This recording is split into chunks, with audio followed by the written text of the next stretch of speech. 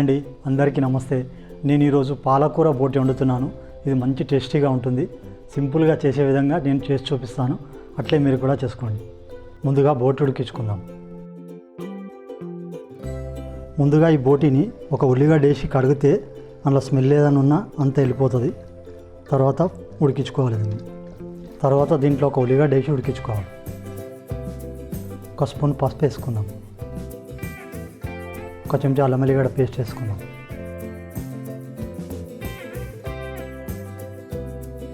కొద్దిగా వాటర్ పోసుకొని మూత పెట్టుకొని ఉడికించుకుందాం. ఒక 15-20 మినిట్స్ మూత పెట్టి ఉడికించుకుందాం.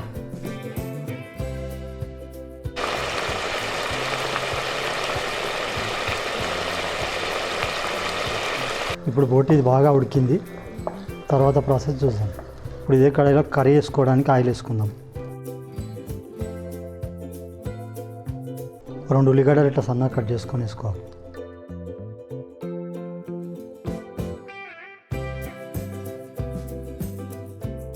ఒక చెంచా అల్లం వెల్లిగడ్డ పేస్ట్ వేసుకుందాం.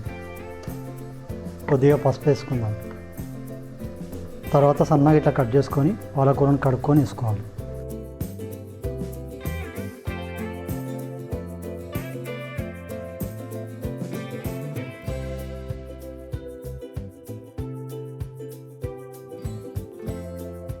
తర్వాత టేస్ట్కి సరిపడా సాల్ట్ వేసుకుందాం. తర్వాత మనం ఇందాక ఉడకబెట్టుకున్న బోటిని వేసుకోవాలి.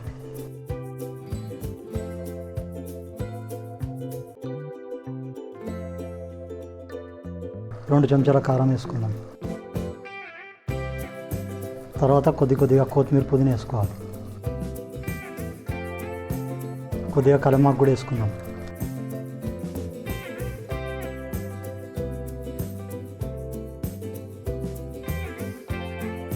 కొద్దిగా ధనియాల పొడి వేసుకోవాలి. కొద్దిగా జీలకర్ర పొడి కూడా వేసుకోవాలి.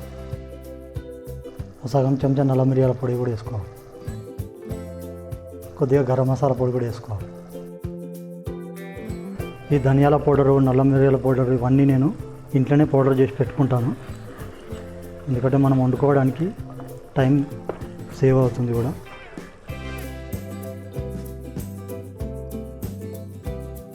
ఇప్పుడు మన పాలకూర బోటి రెడీ అయిపోయింది. కొత్తిమీర వేసుకొని స్టవ్ ఆఫ్ చేసుకుందాం.